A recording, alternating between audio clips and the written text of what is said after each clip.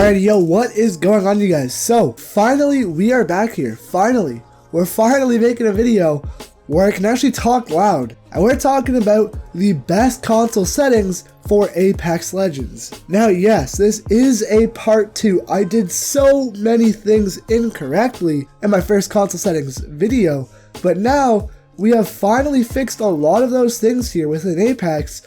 And I sat down, I spent a couple hours making some pretty good improvements to my settings. I used advanced look controls.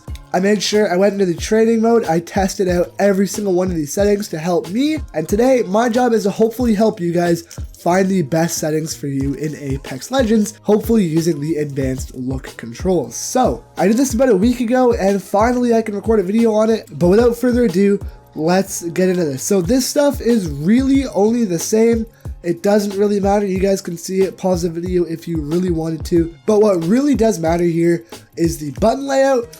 I still use the evolved layout. That is because jumping is so much easier while using L1, and it's also a lot easier to crouch while you're just pushing down on R3. This is just way easier in combat, in my opinion, if you are on console, because A, you can jump, B, you can crouch without having to move your fingers off of these sticks or triggers. Now, yes, I said triggers. What I mean by this is I've seen a lot of people say, oh yeah, you play claw. No, alright, I don't play claw. Now, a lot of people said I do play claw, but this is nothing close to playing claw. So what I do is I'll use my middle finger to sit on L2 so I can aim, and then I'll use my index finger to sit on L1 so I can jump at the same time. But it won't even be sitting there the whole time. So when I'm playing, it's basically like I'll have my middle finger underneath my controller, but when I need to, I'll instantly whip it out from underneath the controller to use it as an aiming button so I can use my index finger to jump while I'm in a gunfight. A lot of people have said, oh, why don't you just say you play claw? I don't play claw, alright? No offense to all you claw players, I would probably break my knuckles because I have no clue how to play claw, and I would probably suck at it. So, that is how I hold my controller. For everyone who commented in the last video, middle finger for L2, index finger for L1. I do not play claw. Alright, now my stick layout, default, tap to use reload. If you use it on hold to reload, what is wrong with you? I'm just joking, but still, why would you hold the button to reload it? That's just a waste of time for your finger on a button. The crouch button, leave it on hold. I find it a lot easier to slide hop. Everyone who uses toggle to slide hop, honestly, GG, you just have perfect button mashing skills. If you're lazy like me, it's just a lot easier to just hold crouch to slide hop. Now, aim button, leave it on hold, don't toggle it, that's weird. L2, R2 dead zones. Last time I told you guys to put it on max. Make sure you put it on none. This will mean you basically have trigger stops, but you don't at the same time because your triggers go all the way down. But the slightest push of your L2 or R2 will trigger the actual activation of the button. So, say you want to shoot faster, all you gotta do is lightly tap on your R2 and you will immediately shoot with that trigger. So, put that all the way on none. Trust me, you'll be able to shoot a lot faster than the other people. Sensitivity, everything down here, it is all on advanced look controls, like I said.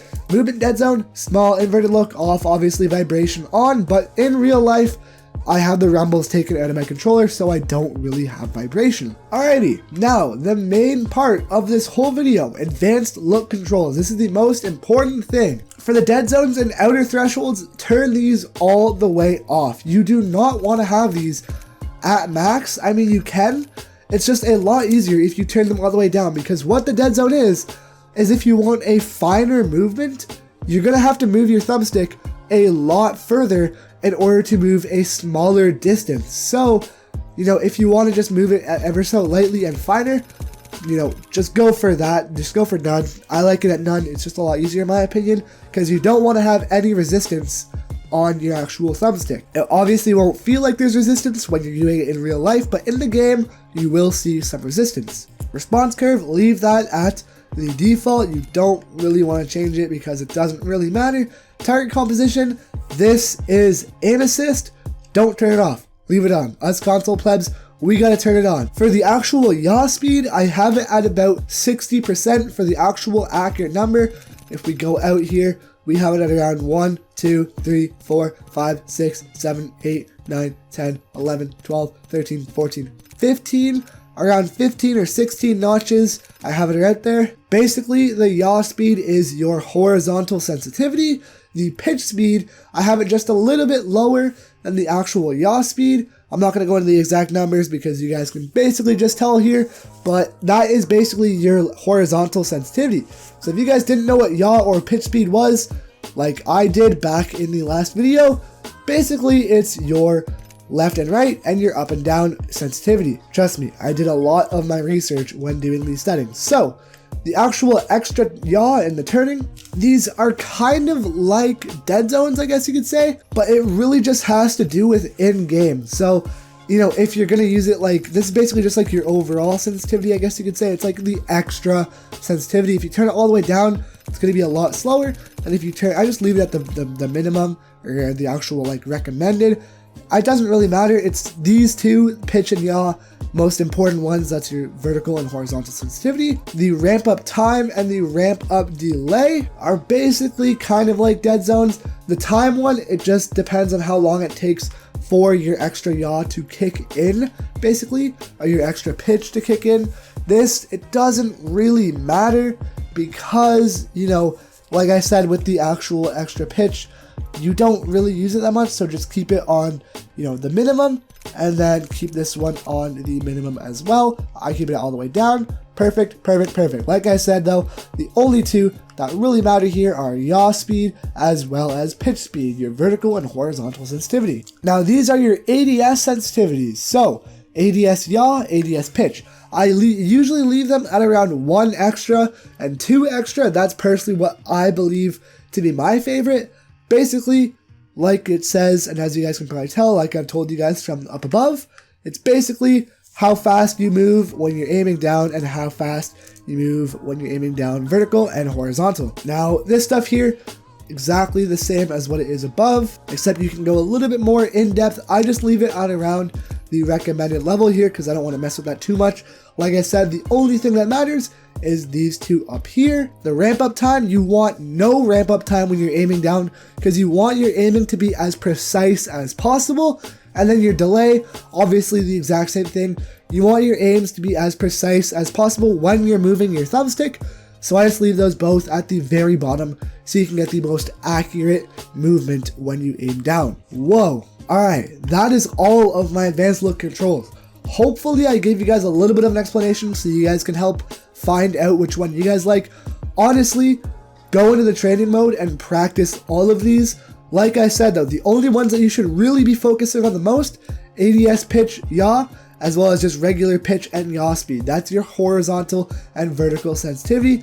Leave target composition on. Please leave target composition on, and then leave advanced look controls on. If you turn them off, this will all mean nothing. So, for my actual video, I play 110 field of view. Everyone that said, "Ooh, why are you playing at 106? I'm sorry, I was playing at 4 less, alright? So, I've gotten used to 110. It doesn't really matter. It just allows you to see further in your actual monitor. It's kind of like stretch res if you look at it like that, but it's not stretch res because it still looks absolutely sexy. But 110 is what I prefer. I just leave sprint shake at minimum. Doesn't really matter. You can turn it up if you like. I personally prefer minimal. I've tried it with normal. I prefer minimal because I don't like the screen to shake too much when my character is running. Audio, yada yada yada. Turn the master volume all the way up, obviously. Turn the sound effects volume all the way up. That's going to be your footsteps. And then 20, 20, 20. Or what you can do and what I might actually do is, you know, I really do enjoy the lobby music. It doesn't really do much. I play in party chat anyways, so I'm just going to move that up to around 60. And then the dialogue volume, you don't really want the character's volume to be too much. I play with subtitles on, so that's why I leave it at 20. And then the music volume, I love playing and hearing the music, but now that they've actually buffed the music and made it a lot louder when you win a game, I just leave it down at 20 because that's all I want to hear. I don't really care about actually hearing the lobby music because I use an Astro mix amp. So I looked up the settings and on their website, it says you want to have minimal music dialogue volume because you can just change that all on the mix amp. Obviously, if you guys want to hear it louder, you know, go ahead and do it, but because I just have a knob on my mix amp, I just change it with that. And yeah, guys, that is basically my settings video for Apex Legends. I hope you guys really did enjoy here, and I hope this video did help you guys out in being able to find your own and your new sensitivity within Apex Legends. Hopefully this video can act as a guide for you guys to hopefully help you guys tune your settings so you guys can have a much easier time playing Apex and just have the most fine-tuned settings for your playstyle. But yeah, thank you guys, like I said, for watching. We are finally back, dude. We're finally back here on YouTube. I'm going to try to upload every day. Please leave video suggestions down below. I want to see what you guys want to see, and I'm down to upload what you guys want to see. But yeah, thank you so much for watching. I'll see you guys later. Have a wonderful rest of your day.